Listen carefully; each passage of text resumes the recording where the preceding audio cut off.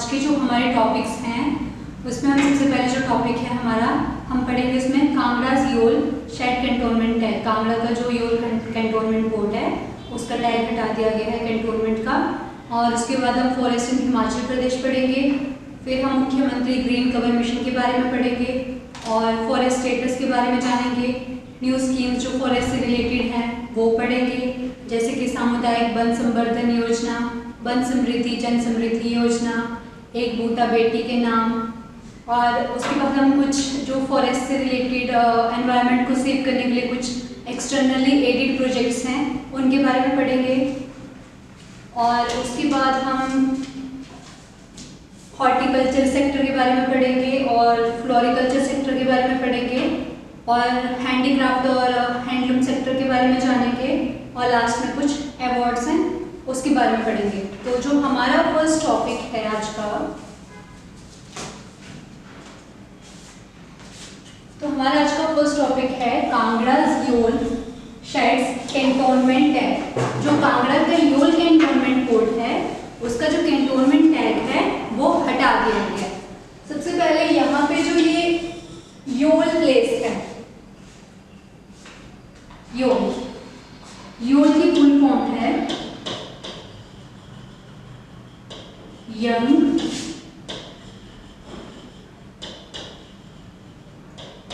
Officers living. Yol जो place है वो आपका कांगड़ा डिस्ट्रिक्ट में है और योल एक कैंटोनमेंट बोर्ड है। तो योल का जो कैंटोनमेंट टैग है वो हटा दिया गया है।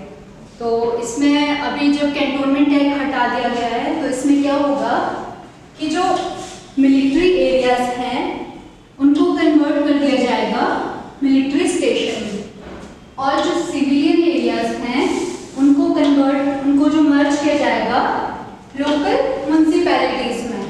अब जो हमारे पास कैंटोनमेंट बोर्ड है ये म्युनिसिपैलिटीज, जो चैप्टर हमारे पास कॉन्स्टिट्यूशन में है म्युनिसिपैलिटीज उसके अंडर आता है।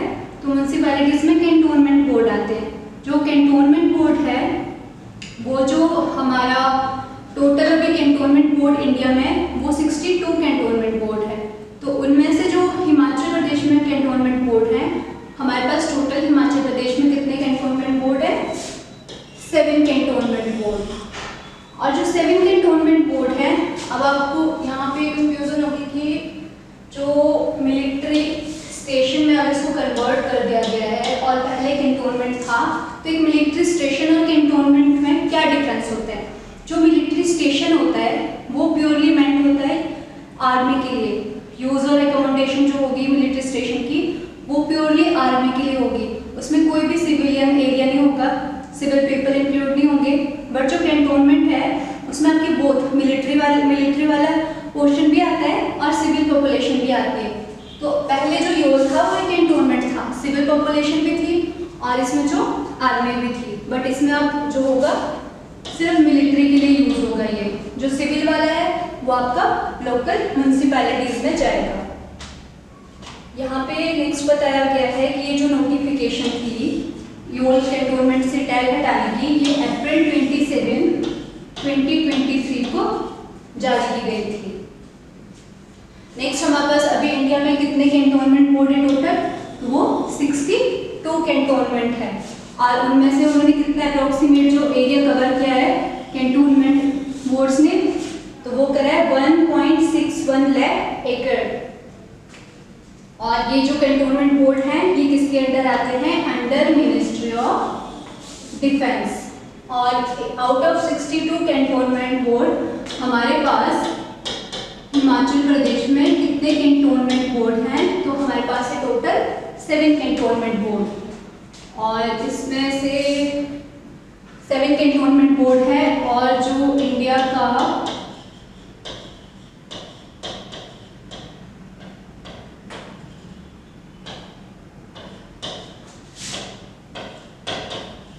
लार्जेस्ट कैंटोनमेंट बोर्ड है बाय पॉपुलेशन, तो वो है आपका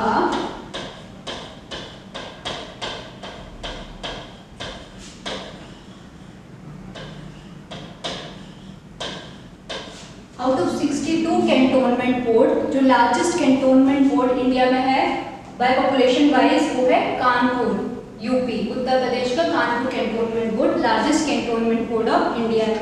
और इसमें जो कैंटोनमेंट बोर्ड हैं वो डायरेक्टली कंट्रोल आते हैं, डायरेक्टली जो कंट्रोल किए जाते हैं वो किए जाते हैं डायरेक्टोरेट जनरल डिफेंस स्टेट, और जो DGDE है वो जो मिनिस्ट्री ऑफ डिफेंस के अंडर आता है। ना कि जो कैंटोनमेंट बोर्ड में जो भी रूल्स रेगुलेशन चलेंगे, जो भी नोटिफिकेशन होगी कि घर किस तरह से बनना है, कितनी उसकी बिल्डिंग की हाइट होनी चाहिए, ये सब कौन डिसाइड करता है?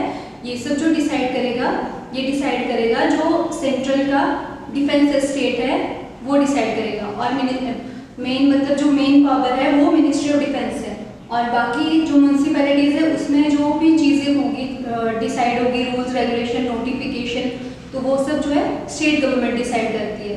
तो अब जो योल कैंटोनमेंट है अब उसमें क्या होगा, मिलिट्री स्टेशन बनाए जाएंगे, मिलिट्री एरिया जो होंगे वो मिलिट्री स्टेशन, और जो नॉर्मल सिविलियन एरिया थे उनको म्यूनसिपैलिटीज़ में। इसका रीज़न क्या है? इसमें मेन रीज़न ये है कि पहले क्या होता था, जो सिविलियंस है उनको जो बेनिफिट नहीं मिलता था, जो भी स्टेट या सेंटर की स्कीम्स होती थी उनका बेनिफिट जो है कैंटोनमेंट बोर्ड में, या वो स्कीम्स की जो भी बेनिफिट है वो कैंटोनमेंट बोर्ड के लोगों को नहीं मिलता था। तो इसलिए काफ़ी टाइम से जो सिविलियन है स्टेट के वो चाहते थे कि यहाँ से जो है ये कैंटोनमेंट एक्ट हटा दिया जाए और वो जो लोकल म्यूनसिपैलिटीज़ के अंडर आए और उन्हें भी जो है जो भी स्टेट की स्कीम्स है उन सब का बेनिफिट मिल सके। इसमें यही बताया कि civilians who were until now not getting access to state government welfare schemes through the municipalities will now be in a position to avail this. First reason ये है कि जो इसके अंदर सिविलियन थे उनको जो भी स्टेट वेलफेयर की स्कीम थी उनका बेनिफिट नहीं मिल रहा था, बट अब उनको इन जो भी स्कीम्स होंगी वेलफेयर की स्टेट की उनका बेनिफिट मिलेगा। सेकेंड हमारे पास यहाँ पे बताया गया है कि जो स्टेट यहाँ पे बताया कि जो considerable portion of the defence budget is spent on the development of civilian areas of the cantonment. Also, due to the ever-increasing expansion of civilian area, there is pressure on the defense land and resources. देखो, first reason तो हमारे पास scheme वाला हो गया कि civilian को scheme के benefit मिल रहे हैं। अभी सेकंड हमारे पास क्या बोला है कि जो भी मिनिस्ट्री ऑफ डिफेंस से डिफेंस का बजट आता था तो उससे काफ़ी बड़ा पोर्शन जो है सिविलियन एरिया की डेवलपमेंट में लग जाता था, और इससे प्रेशर किसके ऊपर बनता था। और जब धीरे धीरे जो इंक्रीज हो रहा है सिविलियन कैंटोनमेंट बोर्ड के सिविलियन एरिया में जो एक्सपेंशन हो रहा है उससे क्या हो रहा था कि प्रेशर हो रहा था डिफेंस लैंड और रिसोर्सेज पे। तो अब वो डिफेंस का भी उनको जो इक्विपमेंट लेने हैं, जो उनके ऑफिसर्स हैं या जो भी उनका स्टाफ है उनकी चीज़ें या जो भी रिक्वायरमेंट्स है वो भी कंप्लीट करनी है। अब सिविलियन एरिया की जो भी प्रॉब्लम्स है वो भी सॉल्व करनी है, तो डबल प्रेशर बढ़ रहा था। तो इसलिए ये डिसीजन लिया गया कि अब क्या करेंगे, सिविलियन एरिया अलग और मिलिट्री स्टेशन अलग। अब यहाँ पे हमने यूएल की डेफिनेशन, यूएल की जो फुल फॉर्म क्या थी, यंग ऑफिसर्स लिविंग। अब हम इसकी हिस्ट्री के बारे में जानते हैं। जो यूएल कैंटोनमेंट है वो सबसे पहले जो एक स्मॉल टाउन था योल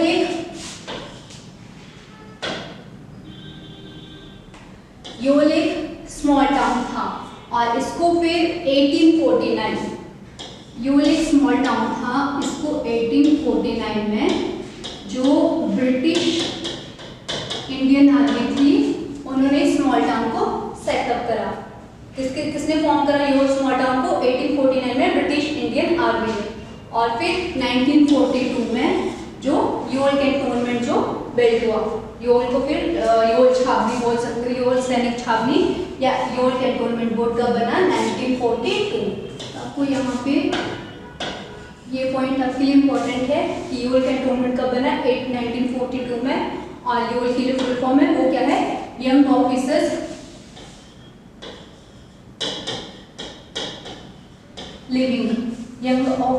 लिविंग कैंटोनमेंट। और इसके बाद इसका जो पुराना नाम था वो था मझईता विलेज।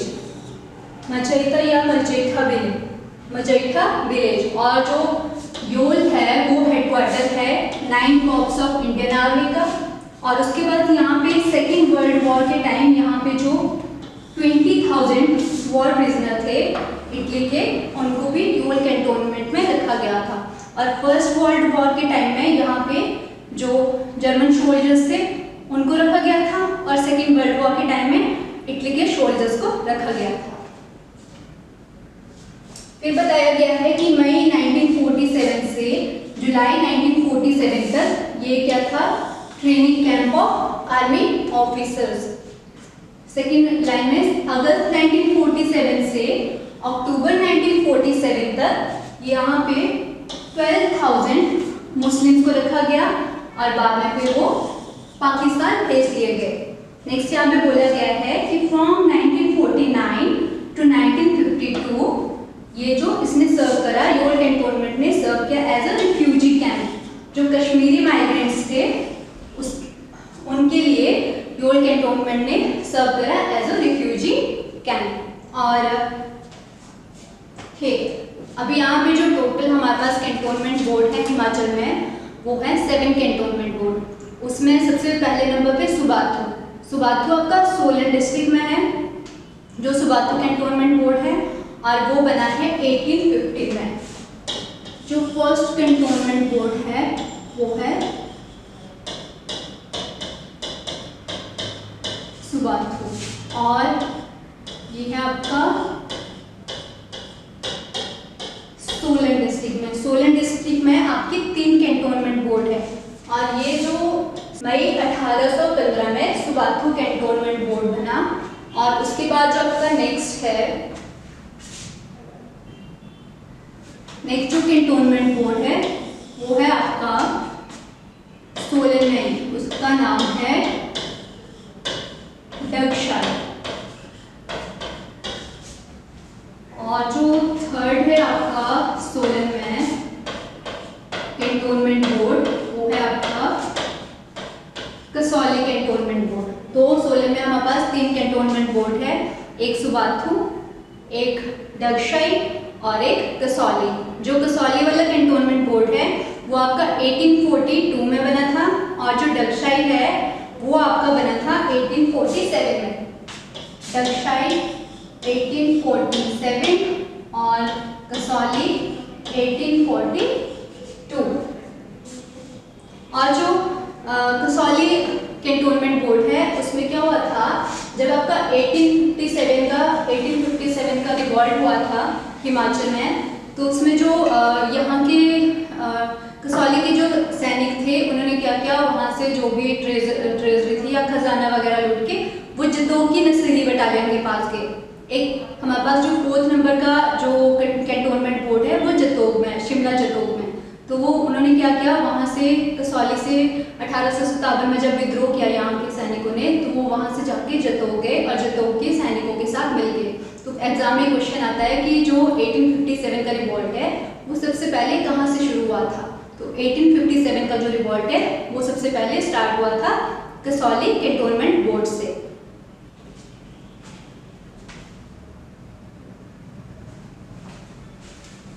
और 3 हमने कैंटोनमेंट बोर्ड सोलन में पढ़ लिए। अभी जो नेक्स्ट 4th वन हमने क्या बोला कि जो कसौली वाले थे वो कहाँ गए, जतोग कौन से डिस्ट्रिक्ट में है, शिमला में।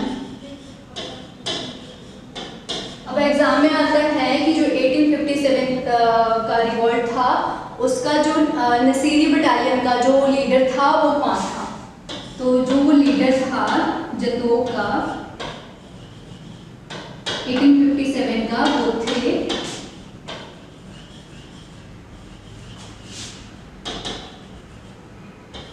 नसीरी बटालियन के लीडर थे वो, उनका नाम था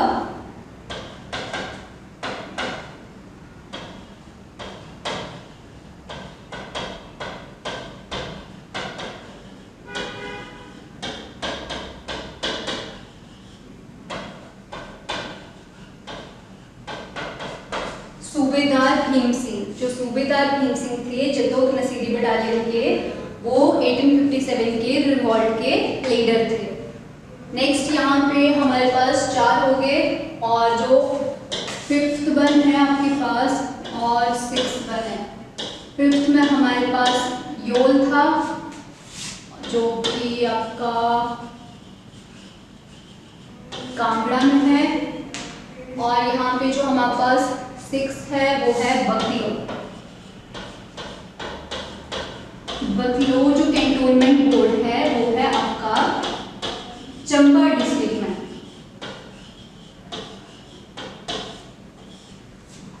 बकलो कैंटोनमेंट बोर्ड वो आपका चंबा डिस्ट्रिक्ट में। तो अभी लास्ट ईयर 2022 में जो इंडिया और यूएस की ज्वाइंट स्पेशल फोर्सेस एक्सरसाइज हुई थी 13th एडिशन।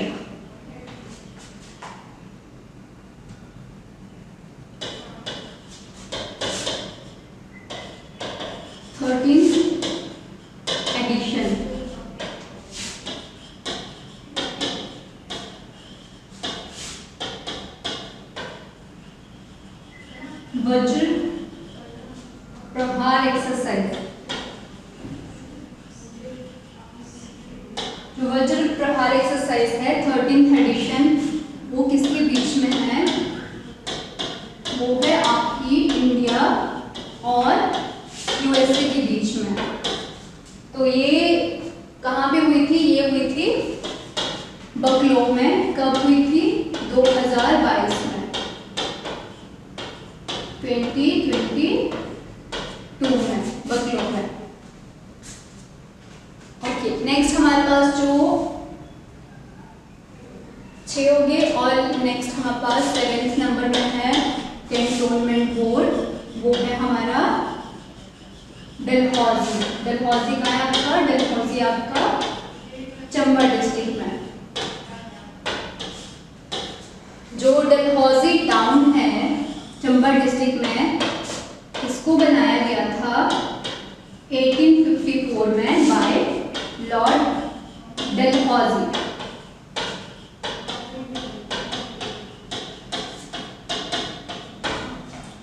और जो आपका ये डलहौजी कैंटोनमेंट बोर्ड है, ये बना था आपका डलहौजी कैंटोनमेंट बोर्ड। ये बना था आपका 1867 में। और यहाँ पे जो 1857 का रिवॉल्ट था, उस टाइम जो चंबा के राजा थे उनका नाम था श्री सिंह। तो श्री सिंह ने क्या किया था? उन्होंने जो 1857 के रिवॉल्ट में ब्रिटिशर्स का साथ दिया था। और उन्होंने क्वेश्चन आता है कि चंबा के किस राजा ने 1857 के रिवॉल्ट में ब्रिटिशर्स का साथ दिया था और अपनी सेना डलहौजी भेजी थी? तो वो चंबा के राजा श्री सिंह थे, और जिनको उन्होंने सैनिकों के साथ डलहौजी भेजा था, तो उन्होंने अपने वजीर को भेजा था। उन वजीर का नाम था अवतार सिंह, वजीर अवतार सिंह। नेक्स्ट टॉपिक है हमारे पास forest in Himachal Pradesh. Forest in Himachal Pradesh. तो यहाँ पे जो फॉरेस्ट से रिलेटेड स्कीम है, इसका नाम है मुख्यमंत्री ग्रीन कवर मिशन। जो मुख्यमंत्री ग्रीन कवर मिशन है, ये जो इसका मेन ऑब्जेक्टिव है, हमें क्या करना है? फॉरेस्ट को कंजर्व करना है, फॉरेस्ट को प्रोटेक्ट करना है, और प्लांटेशन करनी है इको फ्रेंडली स्पीशीज की। कहाँ पे करनी है? जो भी स्टेट की वेरियन हिल्स होंगी, वहाँ पे हम क्या करेंगे? इको फ्रेंडली स्पीशीज की प्लांटेशन करेंगे। और कितने एरिया में? 250 हेक्टेयर लैंड में।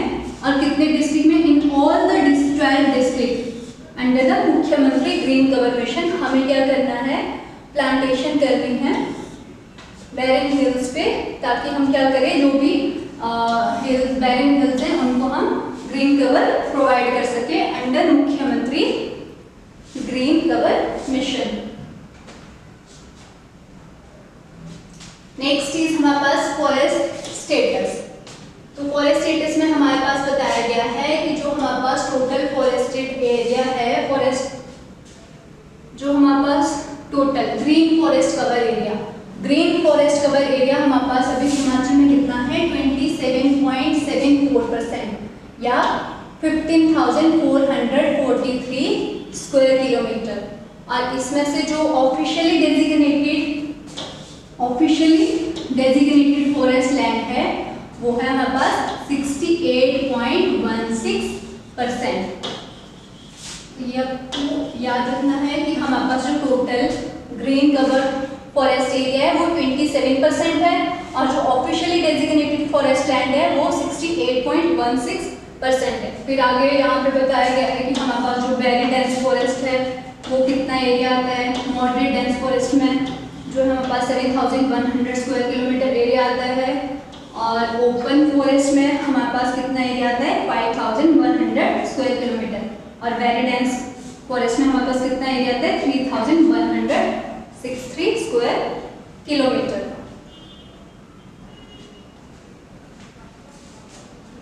अब यहाँ पे जो हमारे पास दो क्वेश्चंस बनते हैं। फर्स्ट, जो हिमाचल का फॉरेस्ट डिपार्टमेंट है उन्होंने टारगेट रखा है कि वो जो है बाय 2030 टोटल अभी हमारे पास जो फॉरेस्ट का ग्रीन कवर एरिया है वो है 27% और हिमाचल प्रदेश फॉरेस्ट डिपार्टमेंट का टारगेट है कि बाय 2030 तक हमें टोटल जो हमारा फॉरेस्ट एरिया कवर होना चाहिए वो 30% होना चाहिए। एक ये आपके लिए एग्जाम पॉइंट व्यू से इम्पोर्टेंट है और सेकंड हमारे पास है कि हिमाचल का ग्रीन एनर्जी स्टेट, हिमाचल को कब तक ग्रीन एनर्जी स्टेट बनना है, ग्रीन एनर्जी स्टेट का टारगेट कब तक है, तो वो है हमारे पास 31 मार्च 2026। हिमाचल प्रदेश जो है ग्रीन एनर्जी स्टेट कब तक बनेगा, कब तक बनना है हमें, हमारा टारगेट है कि हमें 31 मार्च 2026 तक जो है एक ग्रीन एनर्जी स्टेट बनना है। नेक्स्ट हमारे पास है सामुदायिक वन संवर्धन योजना, ये भी फॉरेस्ट से रिलेटेड स्कीम है। इसमें क्या करेंगे हम, इसमें जो सामुदायिक वन संवर्धन योजना है इसमें पार्टिसिपेशन होगी लोकल कम्युनिटीज की इन conservation and development of forest through plantation. ठीक है, तो इसमें क्या होगा, हमारे पास सामुदायिक वन संवर्धन योजना में हम क्या करेंगे, लोकल कम्युनिटीज को इन्वॉल्व करेंगे और उनके साथ जो है यूजफुल और मेडिसिनल प्लांट्स को जो है यूजफुल और मेडिसिनल प्लांट को जो ग्रो करेंगे। और उसमें क्या होगा हमारे पास जैसे कि काफल, अनारदाना, चिलगोजा के प्लांट्स, मेडिसिनल प्लांट्स जो भी है, फॉडर से रिलेटेड प्लांट्स है, तो ऐसे ऐसे प्लांट्स जो है वो वहाँ की लोकल कम्युनिटीज़ की हेल्प, उनके साथ कोलैबोरेट करके हम जो है प्लांटेशन करवाएंगे। और इसमें जो कौन कौन करेंगे, इसमें जो पार्टिसिपेशन है किसकी होगी, एक तो होगी फॉरेस्ट की, ज्वाइंट फॉरेस्ट मैनेजमेंट कमेटी की, और सेकंड होगी एक विलेज की भी हम बनाएंगे, विलेज फॉरेस्ट डेवलपमेंट सोसाइटीज। तो ये दोनों मिलके क्या करवाएंगे, इसमें इनका मिलके जो है कॉन्ट्री करेंगे फॉरेस्ट कंजर्वेशन में बाय सामुदायिक वन संवर्धन योजना। और इसमें क्या होगा आपका सामुदायिक वन संवर्धन योजना में जो 50 हेक्टेयर लैंड है वो फॉरेस्ट कमिटीज को, जो भी विलेज की फॉरेस्ट कमिटीज होगी 25 ईयर्स के लिए 25 ईयर्स के लिए प्रोवाइड किया जाएगा। और इसके थ्रू वो क्या करेंगे, फिर जो भी फॉरेस्ट का लैंड उनके नियर बाय विलेज के पास जो भी फॉरेस्ट का लैंड होगा 50 हेक्टेयर टोटल जो लिमिट रखी है फॉरेस्ट लैंड की, तो फिर उसमें वो 25 साल के लिए वो प्लांटेशन करेंगे जो भी यूजफुल मेडिसिनल प्लांट्स हैं उनकी, और इससे लोकल कम्युनिटीज को भी फायदा होगा और साथ ही साथ हमारे एनवायरनमेंट के लिए भी ये काफ़ी बेनिफिशियल है। नेक्स्ट है हमारे पास वन समृद्धि जन समृद्धि योजना। जो वन समृद्धि जन समृद्धि योजना है ये है आपकी related to non timber forest product. जो नॉन टिम्बर फॉरेस्ट प्रोडक्ट है उसमें आपके आगे जैसे कि पहले तो नॉन टिम्बर फॉरेस्ट प्रोडक्ट होते हैं, जो नॉन टिम्बर फॉरेस्ट प्रोडक्ट होते हैं उसमें ऐसे प्रोडक्ट्स होते हैं जो नेचुरली प्रोड्यूस होते हैं, जिनको हम ट्री कट के भी किसी भी कोई भी फायदा लेते हैं वो नेचुरली प्रोड्यूस होते हैं। आपके मशरूम हो गए या सीड कॉर्न्स हो गए, तो वो सब आपके नॉन टिम्बर फॉरेस्ट प्रोडक्ट हो गए। उसमें क्या होता है कि ऐसे होता है कि जो भी आपके पास फॉरेस्ट में मेडिसिनल प्लांट्स निकलते हैं या जो भी हर्ब्स होती है, तो लोकल लोग जाते हैं फॉरेस्ट में और उनको कलेक्ट करते हैं और जाके फिर वो मार्केट पे बेचते हैं, और मार्केट में वो काफ़ी अच्छे प्राइस पे बिकती है। बट उसमें क्या होता है कि जब लोकल लोग वहाँ से फॉरेस्ट में उसको इकट्ठे करते हैं, तो उसके बाद मिडल मैन होते हैं, तो मिडल मैन आके उनसे उनके घर पे ले लेते हैं, और लोग भी सोचते हैं कि ठीक है हमें यहीं पे मतलब बाहर नहीं जाना पड़ रहा है, मार्केट नहीं जाना पड़ रहा है, और हमें यहीं पे मतलब घर बैठे हमारे जो भी हमने मेडिसिनल प्लांट इकट्ठे करें मिल रहे हैं अच्छे प्राइस पे। बट जो जिस प्राइस पे वो एक्चुअल मार्केट में बिकते हैं आगे, उससे वो 50% लेस पे जो मिडल मैन है वो लोगों से खरीदता है। तो इससे क्या होता है, उन जो लोकल लोग हैं उनको भी घाटा हो रहा है, और जो मिडल मैन है वो सारा प्रॉफिट कमा रहा है। तो इसलिए सरकार ने क्या किया, वन समृद्धि जन समृद्धि योजना लाई। इससे जो भी मेडिसिनल प्लांट्स होंगे या जो भी औषधियाँ होगी जंगल में, तो वो लोकल लोगों की पार्टिसिपेशन से कलेक्ट किए जाएंगे, और इसमें गवर्नमेंट क्या करेगी, उनको ट्रेनिंग भी प्रोवाइड करेगी। और इस तरह से उन्हें पहले उनको बताना है कि आप उनको सिखाना है कि इस तरह से ये जो प्लांट है ये मेडिसिनल प्लांट है, ये आपको कलेक्ट करना है, और फिर वो कलेक्ट करके लाएंगे। आइडेंटिफाई करना भी सिखाएंगे कि अच्छा ये वाला प्लांट है, इसका ये काम है, तो आपको ये वाला जो कलेक्ट करना है। फिर उसके बाद कंजर्व करना सिखाएंगे, फिर उसके बाद बताएंगे उनके लिए एक मार्केट भी बनेगा कहाँ पे वो अपने नॉन टिम्बर फॉरेस्ट प्रोडक्ट को जो है वो सेल करें। और इसमें गवर्नमेंट ने क्या किया है कि जो farmers in non timber forest product को अगर या मेडिसिनल प्लांट्स को अपने लैंड पे ग्रो करते हैं, तो उनको जो है सरकार 25% सब्सिडी देगी। सरकार क्या देगी, 25% सब्सिडी, जो भी मेडिसिनल प्लांट्स को अपने लैंड पे ग्रो करेंगे उन लोगों के लिए। और इसमें क्या करा है, इसमें सेल्फ हेल्प ग्रुप को भी, जो सेल्फ हेल्प ग्रुप है उनको 10,000 रुपीज़ की फाइनेंशियल असिस्टेंस मिलेगी, और उनको भी बोला जाएगा, उनको भी ट्रेन किया जाएगा कि आप भी जो जाके ऐसे ये जो मेडिसिनल प्लांट्स है या जो भी हर्ब्स हैं आप उनको कलेक्ट करो, और फिर आगे जाके वो फिर मार्केट में सेल होगी। और इस पर जो मिडल मैन है उनका कोई भी रोल नहीं होगा, और ये सीधा गवर्नमेंट और जो लोकल लोग हैं उनके बीच का कनेक्शन होगा, और इस तरह से वन समृद्धि जन समृद्धि योजना लोगों के लिए भी बेनिफिशियल है और गवर्नमेंट के लिए भी बेनिफिशियल है।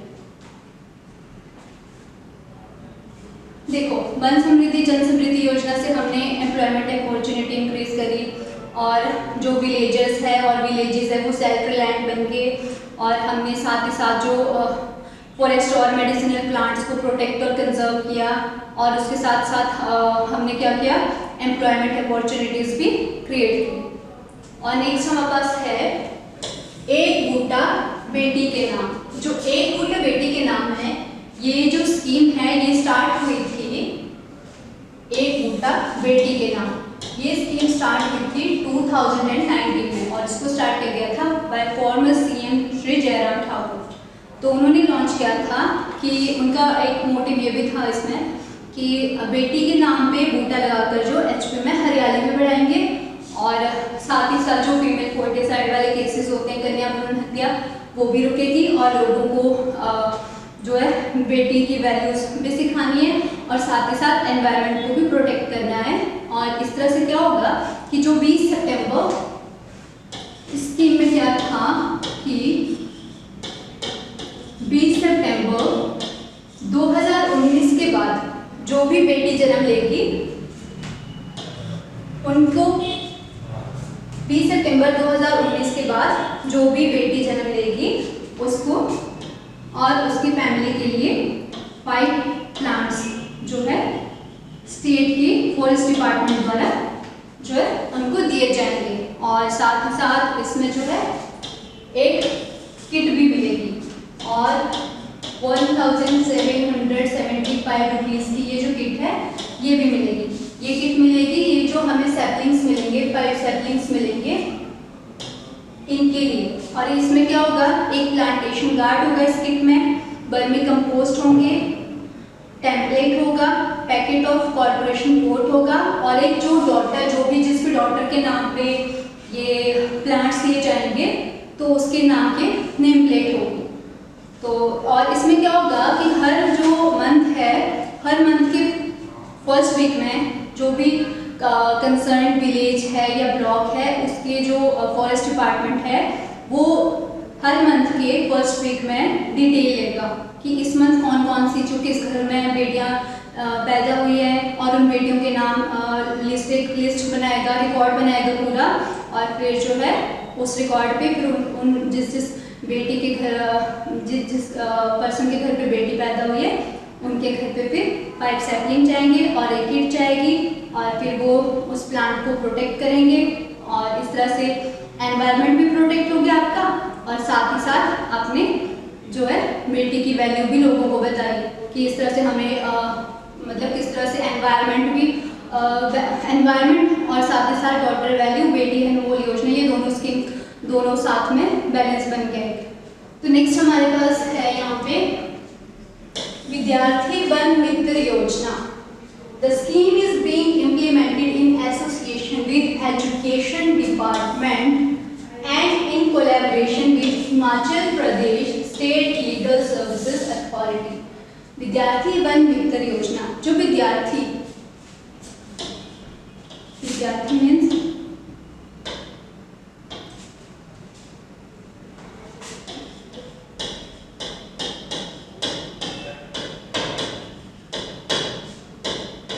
ये जो स्कीम है ये रिलेटेड है जो भी स्कूल के स्टूडेंट्स हैं उनसे रिलेटेड। जो विद्यार्थी वन मित्र योजना है, इसका एम ये है कि आपके जो भी जितने भी स्कूल्स, गवर्नमेंट स्कूल्स हैं, स्टेट के जितने भी स्कूल हैं, उनके जो स्टूडेंट्स हैं उनको अवेयर किया जाए अपने एनवायरनमेंट से रिलेटेड कि आपका क्या रोल है, हमें किस तरह से अपने एनवायरनमेंट को प्रोटेक्ट करना है और ट्रीज लगाने हैं, और किस तरह से हम कॉन्ट्री करें अपने एनवायरनमेंट को बचाने में।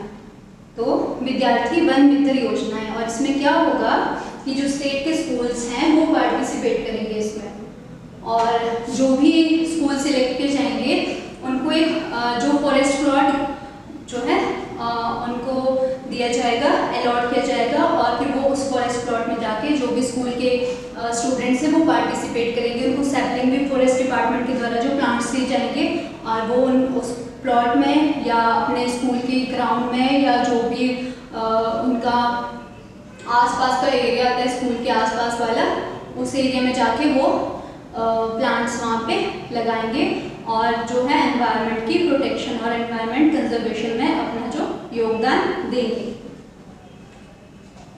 नेक्स्ट है हमारे पास एक्सटर्नली एडेड प्रोजेक्ट्स।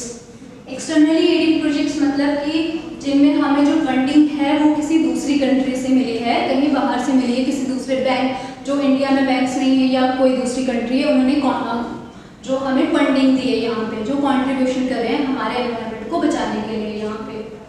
तो यहाँ पे जो फर्स्ट है Himachal Pradesh forest ecosystem climate proofing project.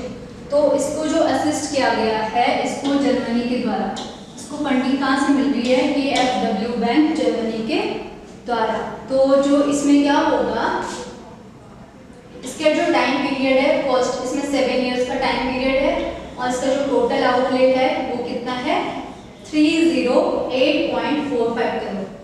Time period कितना है इसका 7 इयर्स, और कितना आउटले है, टोटल कॉस्ट कितनी है इस प्रोजेक्ट की 308.45 करोड़। और इसका ऑब्जेक्टिव क्या है, इसका ऑब्जेक्टिव है rehabilitation, protection and sustainable use of the selected forest ecosystem. जो भी हम इस प्रोजेक्ट के अंदर जो भी फॉरेस्ट या इकोसिस्टम को सिलेक्ट करेंगे, वहाँ पे हमें रिहैबिलिटेशन देखने की, किस तरह से हम रिहैबिलिटेट करेंगे, प्रोटेक्शन किस तरह से करेंगे, और किस तरह से हम जो भी वहाँ के प्लांट्स हो गए या ट्रीज हैं किस तरह से उनको सस्टेनेबली यूज़ करें, जितनी हमें ज़रूरत है सिर्फ उतना यूज़ करें। और इसको फंडिंग कहाँ से मिल रही है, इसको फंडिंग मिल रही है KfW बैंक जर्मनी से। और इसमें क्या होगा,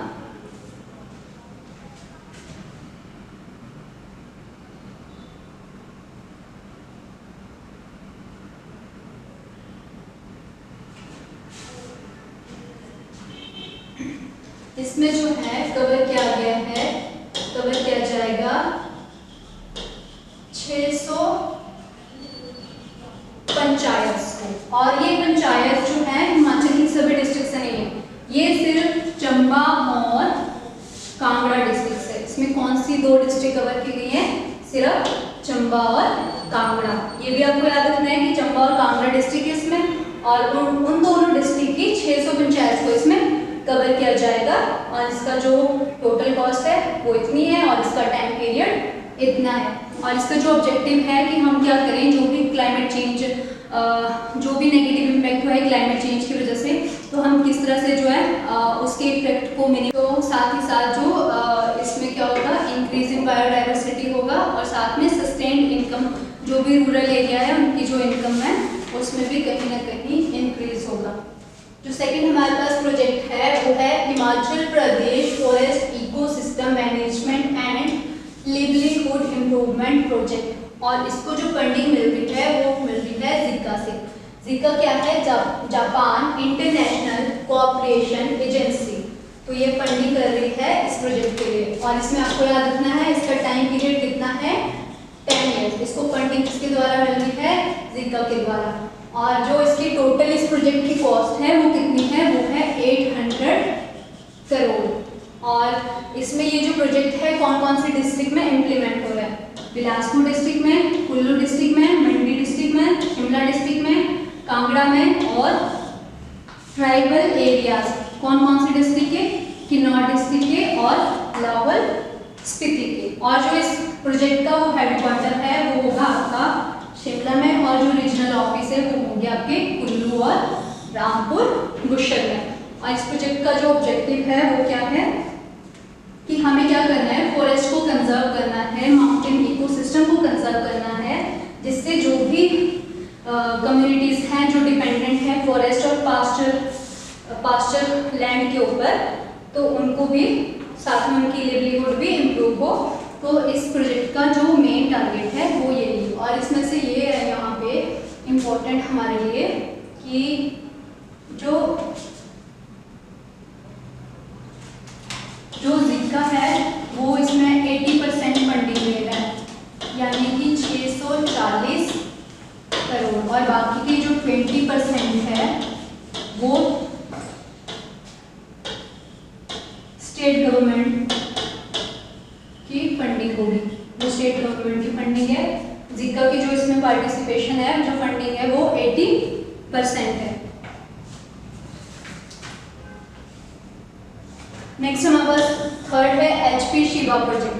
HP शिवा प्रोजेक्ट, इसमें इसकी सबसे पहले full form Himachal Pradesh sub tropical horticulture irrigation and value addition project. आपको ये तो पक्का याद करनी है कि इसकी जो डेफिनेशन, इसकी फुल फॉर्म क्या है? Himachal Pradesh sub tropical horticulture irrigation and value addition project. और जो इसमें जो ये HP शिवा प्रोजेक्ट है, इसका जो मेन प्रोडक्ट क्या है, इसमें क्या होगा, हम जो प्रमोट करेंगे सब ट्रॉपिकल जो फ्रूट क्रॉप है उनको प्रमोट करना है हमें। और ये जो है टोटल इसके जो कॉस्ट है, टोटल कॉस्ट ये आई थिंक हमने लास्ट वाली क्लास में डिस्कस करा था शिवा प्रोजेक्ट। तो इसकी जो टोटल कॉस्ट है वो है 1292 करोड़। और इसमें जो फंडिंग हमें मिल रही है वो फंडिंग हमें दे रहे हैं Asian development bank. Asian development bank कितनी फंडिंग दे रहे हैं? वो हमें 1036 करोड़। जो एशियन डेवलपमेंट बैंक है वो हमें 1036 करोड़ की फंडिंग दे रहे हैं इसमें।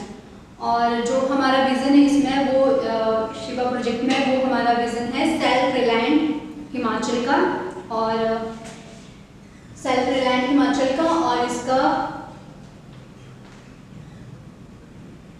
जो ऑब्जेक्टिव ये भी है कि हमें क्या करना है? कनेक्ट करना है maximum number of unemployed youth and women with horticulture. Horticulture में ज़्यादा से ज़्यादा जो भी स्टेट के अनएम्प्लॉयड यूथ हैं और जो वुमेन है उनको हॉर्टिकल्चर के साथ हमें कनेक्ट करना है। और इसमें क्या होगा, असिस्टेंस और साथ साथ में फैसिलिटीज क्या हमें मिलेगी। जो भी इस प्रोजेक्ट शिवा प्रोजेक्ट में काम होगा उसमें क्या होगा, सूटेबल सैपलिंग से लेकर mass marketing would be provided to the orchardist for developing new market. मतलब जो भी नए बगीचे बनाने हमें, जो भी सब ट्रॉपिकल फ्रूट क्रॉप्स, लीची, प्लम, पोमेग्रेनेट और जो भी सिट्रस फ्रूट्स हैं, तो उसका जो भी हम ऑर्चर्ड लाएंगे तो उसके लिए सीड टू मार्केट कंसेप्ट है इसमें, कि हमें जो है सैपलिंग से लेकर किस तरह से हमें पैकेजिंग करनी है, किस तरह से हमें उन फ्रूट्स को प्रोसेस करना है, किस तरह से हम उनको सेल करेंगे और एक मार्केट में सेल करना है। तो ये सब चीज़ें हमें जो है इस प्रोजेक्ट में ये सब चीज़ें सिखाई जाएगी, इसके असिस्टेंस मिलेंगे। और इसमें जो अभी है यहाँ पे नेक्स्ट,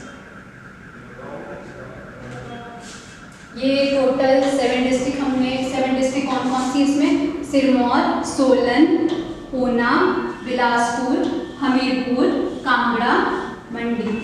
और इसके बाद यहाँ पे टोटल 7 डिस्ट्रिक्ट हैं और टोटल कितने ब्लॉक्स हैं शिवा प्रोजेक्ट के अंदर, 28 डेवलपमेंट ब्लॉक्स। और इसमें जो बेनिफिट कितने फार्मर्स को मिलेगा, benefit more than 20,000 farmer families. और इसका जो हमारा विजन है वो क्या है, vision of self reliant Himachal.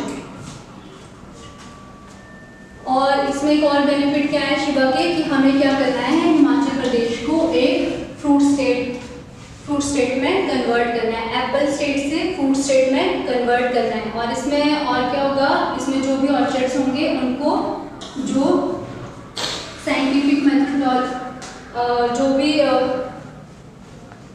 Facilities क्या मिलेगी, उसमें उन ऑर्चर्ड्स को सोलर फेंसिंग के लिए सब्सिडी मिलेगी। और उसके बाद जो एग्रीकल्चर इक्विपमेंट्स लेने हैं उसके लिए उन लोगों को सब्सिडी मिलेगी। और इसमें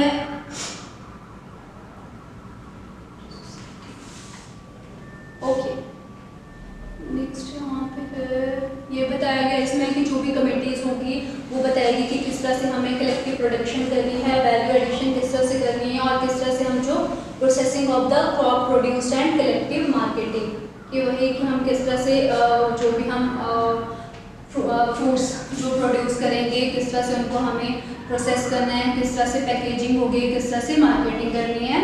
और जो इसका टारगेट है वो है 1 करोड़ सैपलिंग का, शिवा प्रोजेक्ट का टारगेट है 1 करोड़ सैपलिंग। और इसका मेन ऑब्जेक्टिव ये भी है कि हमें क्या करना है, माइग्रेशन को रोकना है। जो भी स्टेट से यूथ है अनएम्प्लॉयमेंट की वजह से जो स्टेट से माइग्रेट कर रहे हैं दूसरे स्टेट्स को, तो हमें माइग्रेशन को भी रोकना है और ज़्यादा से ज़्यादा जो भी अनएम्प्लॉयड वुमेन है या यूथ है उनको जो है हॉर्टिकल्चर के साथ कनेक्ट करना है। नेक्स्ट हमारे पास है major relief to fruit growers, कि फ्रूट ग्रोअर्स को क्या रिलीफ मिले।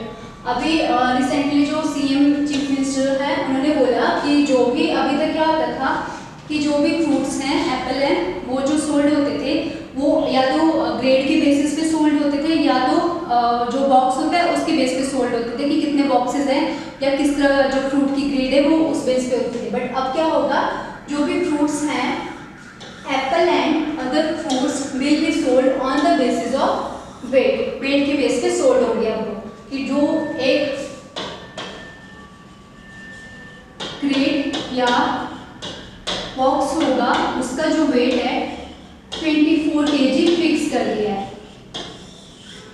24 kg से इस क्रेट या बॉक्स का जो कार्टन है उसको 24 किलो से ज़्यादा वजन नहीं होना चाहिए। फिक्स जो कैप वो हमने फिक्स कर दिया कि 24 kg जो है हमारे पास मैक्सिमम वेट होना चाहिए।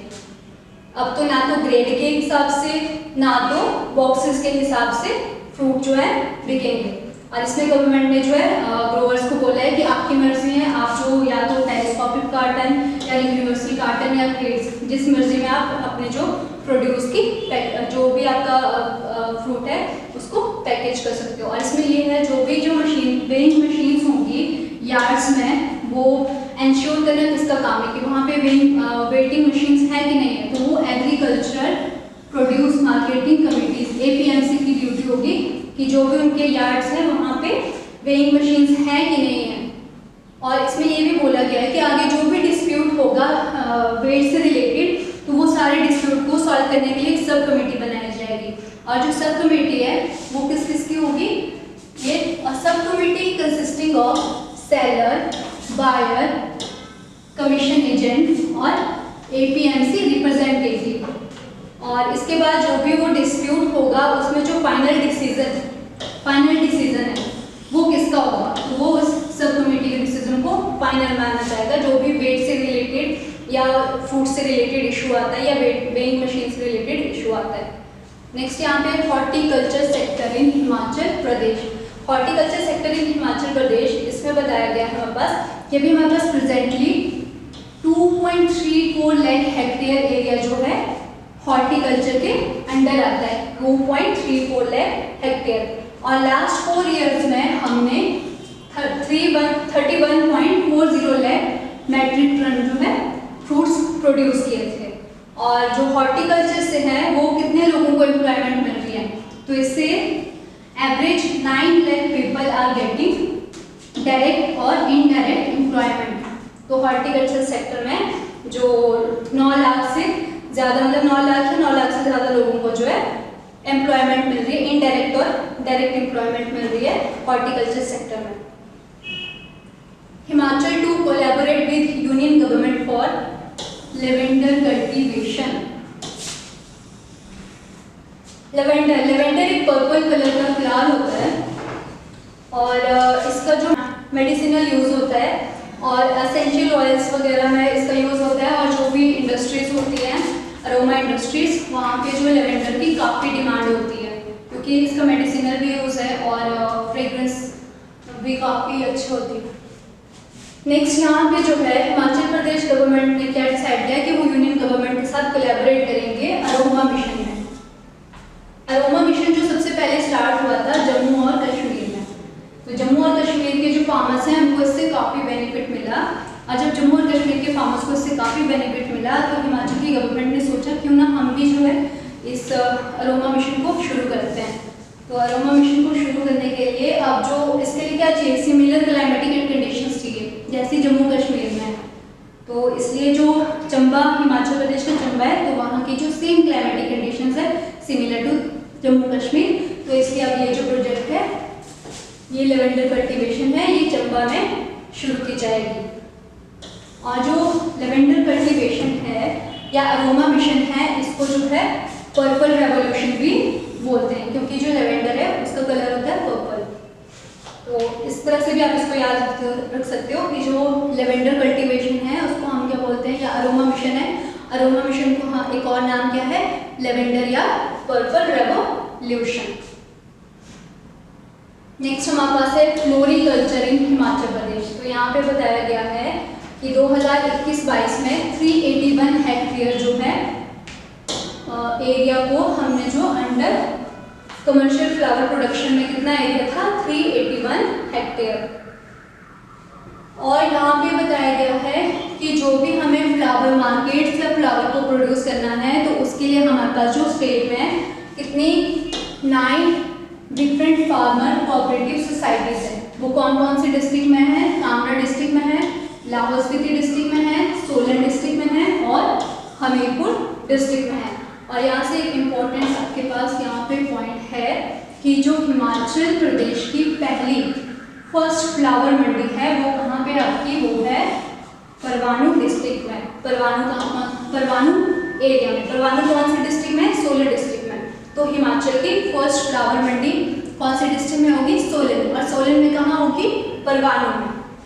और इसके साथ साथ यहाँ पे बोला गया है कि एक पैकेजिंग हाउस भी होगा विद कोल्ड रूम, किसके लिए, फ्लावर्स के लिए और क्यूलिनरी हर्ब्स के लिए। जैसे कि क्यूलिनरी हर्ब्स में आपके धनिया आ गया और अजवाइन के प्लांट्स आ गए, तो ये सब क्यूलिनरी हर्ब्स में आते हैं। जो भी आप घर में जो भी हर्ब्स यूज़ करते हो तो क्यूलिनरी हर्ब्स होती है, तो उसके लिए और फ्लावर्स के लिए आपके पास जो पैकेजिंग हाउस और कोल्ड रूम होगा वो कहाँ पे होगा, घुमारवी बिलासपुर में। फ्लावर मंडी कहाँ होगी आपकी फर्स्ट, परवाणू में, सोलन डिस्ट्रिक्ट में। और जो आपका packaging house with cold room, flower और क्यूलिनरी हर्ब्स के लिए होगा वो कहाँ होगा आपका, घुमारवी डिस्ट्रिक्ट बिलासपुर में। नेक्स्ट है हमारे पास फ्लोरिकल्चर से रिलेटेड स्कीम। हिमाचल क्रांति योजना, जो हिमाचल पुष्प क्रांति योजना है, इसका जो मेन इसलिए है ये प्रोमोटिंग कमर्शियल फ्लोरिकल्चर फार्मिंग को प्रमोट करने के लिए हमारे पास जो हिमाचल पुष्प क्रांति योजना है। तो इसमें क्या होगा, इसमें हम क्या करेंगे, जो फार्मर्स हैं या जो भी इंटरेस्टेड होंगे, जो भी पर्सन इंटरेस्टेड होंगे फ्लोरिकल्चर में, तो उनको जो है गवर्नमेंट की तरफ से जो ट्रेनिंग दी जाएगी फार्मिंग में, जैसे कि फ्लावर पॉली हाउस सेट करना है, ग्रीन हाउस सेट करना है, शेड नेट एक्सेट्रा। और इसमें सब्सिडी भी मिलेगी, 85% सब्सिडी मिलेगी सोलर फेंसिंग के लिए, 85% सब्सिडी किसलिए मिलेगी,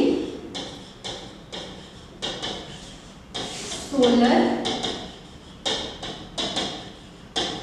फेंसिंग के लिए, और 25% सब्सिडी मिलेगी आपको बस फेयर में, अगर आपको मार्केटिंग करनी है फ्लावर्स वगैरह, फ्लावर्स एक्सेट्रा की, तो इसलिए आपको 25% जो है बस फेयर में जो है सब्सिडी मिलेगी for the promotion of flowers, 25% subsidy in bus fare. Next topic है हमारे पास rebranding of handloom corporation as Himcraft. अब यहाँ पे क्या बोला है, स्टेट गवर्नमेंट ने प्लान कर रही है, स्टेट गवर्नमेंट कि वो रीब्रांड करेगी स्टेट का जो हैंडीक्राफ्ट और हैंडलूम कॉर्पोरेशन लिमिटेड है उसको एज हिमक्राफ्ट। तो अभी जो स्टेट का हैंडीक्राफ्ट और हैंडलूम कॉर्पोरेशन लिमिटेड है उसका जो न्यू ब्रांडिंग नेम होगा वो होगा हिमक्राफ्ट।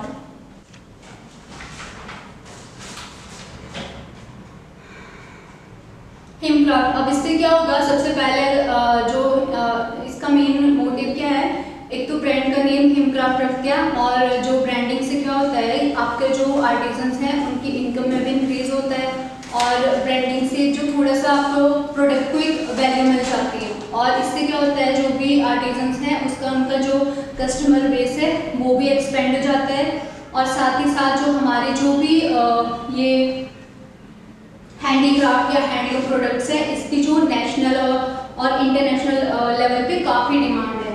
और अभी ऐसा हुआ था कि जो लास्ट अप्रैल में जो G20 की मीट हुई थी वो धर्मशाला में हुई थी। अप्रैल 2023 में G20 की जो मीट है हिमाचल में वो धर्मशाला में हुई थी। तो उसमें भी जो हिमक्राफ्ट के द्वारा कुछ सोवेनियर आइटम्स जो हैं वो G20 के जो भी रिप्रेजेंटेटिव थे दूसरी कंट्रीज से, जो भी डेलीगेट्स आए थे उनको रिप्रेजेंट की गई थी। तो इस तरह से हमारे जो भी स्टेट के हैंडीक्राफ्ट या हैंडलूम प्रोडक्ट है उनकी एक इंटरनेशनल लेवल पे भी काफ़ी ज़्यादा वैल्यू हो। और जो सोवेनियर आइटम्स होते हैं वो होते हैं कि जब हम कहीं जाते हैं घूमने तो हम वहाँ से कुछ चीज़ें कलेक्ट करके लाते हैं कि नहीं, ये हमारे पास एक मेमोरी होनी चाहिए कि नहीं, ये हम वहाँ गए थे तो वहाँ से ये खरीद के लाए थे, धर्मशाला गए थे तो ये खरीद के लाए थे, लाहौल स्पीति गए थे तो वहाँ से ये खरीद के लाए थे। आप जो भी खरीद के लाते हो, स्टैच्यू खरीद के लाते हो या कोई फ्लावर पॉट खरीद के ले आते हो तो उसको बोलते हैं सोवेनियर आइटम, जो मेमोरी रहती है उस प्लेस में हमने वो प्लेस विजिट किया था। और इसमें नेक्स्ट हमारे पास है यहाँ पे one district one product concept. जो one district one product concept है उसको प्रमोट करने के लिए जो स्टेट गवर्नमेंट की तरफ से क्या किया जाएगा, यूनिटी मॉल एस्टैब्लिश किए जाएंगे। जो यूनिटी मॉल है इसमें क्या होगा, जो भी आपके स्टेट के जीआई प्रोडक्ट्स हैं जिनको जीआई टैग मिला है वो तो इस यूनिटी मॉल में होंगे ही होंगे। साथ में जो दूसरी स्टेट्स हैं जहाँ पे हैंडलूम और हैंडीक्राफ्ट चीज़ों को जीआई टैग मिला है वो भी आपको इन यूनिटी मॉल में मिलेंगी। अपनी स्टेट के प्रोडक्ट्स तो आपको मिलेंगे ही मिलेंगे, साथ में आपको दूसरी स्टेट्स के प्रोडक्ट भी मिलेंगे। तो अंडर यही थी GI products of the state, handicraft product and handicraft of other state will be made available under one roof, कि एक रूफ के अंडर आपको यूनिटी मॉल में सब चीज़ें मिल जाएंगी, दूसरी स्टेट के प्रोडक्ट्स भी मिलेंगे, अपनी स्टेट के प्रोडक्ट्स भी मिलेंगे। 12 डिस्ट्रिक्ट है, 12 डिस्ट्रिक्ट के जो भी जिन प्रोडक्ट्स को जीआई टैग मिला है हैंडीक्राफ्ट से रिलेटेड और तो वो भी आपको इन यूनिटी मॉल में मिल जाएंगे। नेक्स्ट हमारे पास ये है कि जीआई टैग जो है हैंडलूम और हैंडीक्राफ्ट में हिमाचल प्रदेश में किस किस को मिला था। तो ये आपके लिए पूरी स्लाइडिंग करेक्ट है। कुल्लू शॉल को कब मिला था? 2004 में। चंबा रुमाल को 2007 में। किन्नौरी शॉल को 2008 में। कांगड़ा पेंटिंग को 2012 में। चंबा चप्पल को 2021 में।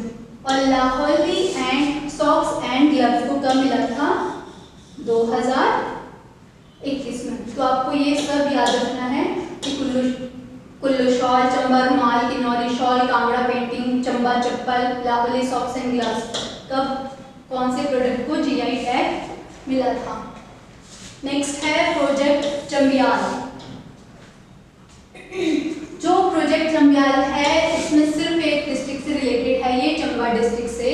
और जो ये इसको प्रोजेक्ट को इनिशिएटिव क्या है या इसका ऑब्जेक्टिव क्या है इस प्रोजेक्ट का, तो इसमें क्या करना है, हमें प्रिजर्व करना है। Preserving the glorious traditions of the region. जो भी चंबा रीजन की जो भी ग्लोरियस ट्रेडिशन है उसको प्रिजर्व करना है। तो इसलिए कि हमने क्या किया, प्रोजेक्ट चंबियाल को शुरू किया। तो इसमें जो भी यहाँ पर चंबा का रुमाल है, थाल है, चप्पल है, मिनिएचर पेंटिंग्स हैं, स्कल्पचर हैं, वुड और स्टोन आर्ट है, तो उन सबको जो है जो बना प्रोटेक्ट प्रिजर्व तो करना ही है। साथ ही साथ जो इनको बनाते हैं आर्टिजन या क्राफ्ट्समैन, तो उनकी जो अर्निंग है वो भी इससे इंक्रीज होगी। और इसमें क्या लिखा है, ये बताया गया इसमें कि जो आर्ट पीस हैं वुड के या स्टोन के, तो उनको बनाने में ज़्यादा मतलब कम से कम 3 से 6 महीने लगते हैं एक मास्टरपीस बनाने में। और इसका जो आइडल्स हिमाचल के जो भी आर्टिजन्स हैं, जब इसको दूसरी स्टेट में जब बनाते हैं और दूसरी स्टेट में सोल्ड किए जाते हैं, बेचे जाते हैं, तो जो नेबरी स्टेट में इसकी कम से कम एक पीस की 50,000 से लेकर 2 लाख तक एक पीस की जो प्राइस है। तो ये कहीं ना कहीं हमारे कल्चर को भी प्रिजर्व कर रहा है, साथ ही साथ जो भी हमारे ट्रेडिशनल प्रोडक्ट्स हैं या जो भी ट्रेडिशन है उसको भी साथ में प्रिजर्व कर रहा है। और साथ ही साथ इसको ये लॉन्च हुआ था 2020 में। और इसका क्या पर्पस था, पर्पस ऑफ रिकॉग्नाइजिंग ट्रेडिशनल जो प्रोडक्ट्स हैं हमारे चंबा डिस्ट्रिक्ट के, वो नेशनल और इंटरनेशनल लेवल पे उनको रिकॉग्नाइज किया जाए। और इसमें क्या होगा, जो एग्जीबिशन और सेल सेंटर हैं वो आपके रंग महल, चंबा का जो रंग महल है, एक एग्जीबिशन और सेल सेंटर वहाँ पे खोलेंगे और सेकेंड आपका डलहौजी में खोलेंगे। तो जो चंबा का रंग महल है, यहाँ पे आपको याद रखना है कि जो चंबा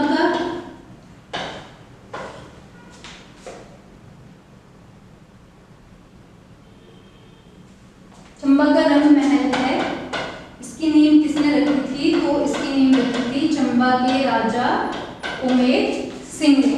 और डलहौजी हमने भी पढ़ा था, डलहौजी वो किसने बनाया था, लॉर्ड डलहौजी ने। कब बनाया था लॉर्ड डलहौजी ने? 1854 में। और यहाँ पे ये नेक्स्ट है कि जो फर्स्ट एग्जीबिशन और सेल सेंटर है वो बना था खजियार में। चंबियाल प्रोजेक्ट के अंदर जो पहला एग्जीबिशन और सेल सेंटर है वो खजियार में ओपन किया गया था। और नेक्स्ट यहाँ पे जो रंग महल है वो एक बेसिक ट्रेनिंग सेंटर की तरह भी जो है, जो ट्रेडिशनल प्रोडक्ट की जो भी ट्रेनिंग प्रोवाइड की जाएगी, जो भी सीखना चाहता है तो वो एक बेसिक ट्रेनिंग सेंटर की तरह जो है रंग महल काम करेगा। जो भी ट्रेनिंग होगी वो कहाँ प्रोवाइड की जाएगी, वो रंग महल में प्रोवाइड की जाएगी। और यहाँ पे जो खजियार है इसको हम बोलते हैं मिनी स्विट्जरलैंड। कब इसको ऑफिशियली जो इसका साइन बोर्ड जो है लगा था, किसने लगवाया था वो लगवाया था बिली पी ब्लेजर ने। कब लगवाया था? 7 जुलाई 1992 को। टोटल कितनी जो प्लेसेस हैं जिनको मिनी स्विट्जरलैंड का टाइटल मिला है, तो 160 प्लेसेस हैं। तो उसमें से खजियार है और ये टाइटल जो है इसको किसने दिया था? बिली पी ब्लेजर ने ऑफिशियली इसको बोला था कि ये जो है मिनी तैयार 7 जुलाई 1992 को जो एक साइन बोर्ड वहाँ पे लग गया था। नेक्स्ट यहाँ पे हमारे पास है कि हाँ कि जो भी वॉलंटियर पार्टिसिपेशन करना चाहते हैं चंबयार प्रोजेक्ट में, उनको ट्रेनिंग प्रोवाइड करवाई जाएगी। और जो ट्रेनिंग है वो कहाँ होनी थी, वो होनी थी रंग महल में। और जो भी फेमस प्रोडक्ट है जैसे चंबा रुमाल, चंबा चप्पल, और इनको जो जीआई टैग मिला था और किस एक्ट के अंदर मिला था, तो वो था GI act of 1999। GI act of 1999 के अंदर जो है चंबा रुमाल और चंबा चप्पल को जीआई टैग मिला है। अभी जो यहाँ पे जो हमारा Himachal Pradesh patent information centre है वो कहाँ पे था, वो शिमला में है। तो उन्होंने अभी नेक्स्ट जो प्रोसेस में क्या रखा है कि जीआई टैग किसको मिलना चाहिए, चंबा मेटल क्राफ्ट को भी, और चंबा थाल, चंबा थाल के लिए भी अभी जीआई टैग के लिए जो है डिमांड की गई है चंबा थाल के लिए। नेक्स्ट हमारे पास है awards. Sanawar school headmaster get global edu icons award. जो स्नावर स्कूल है आपका, इसका नाम है दी Lawrence school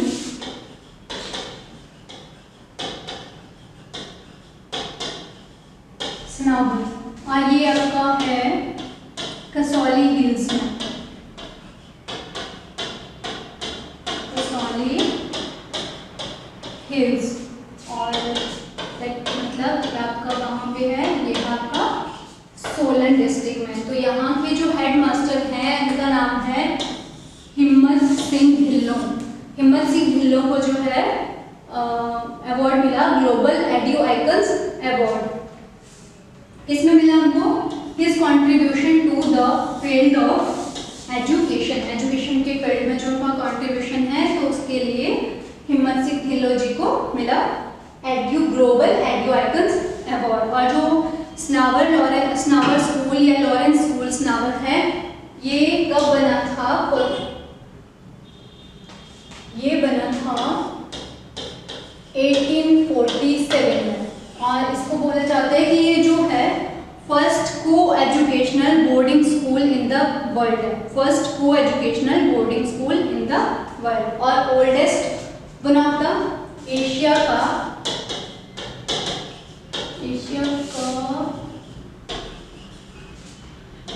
Asia's one of the oldest private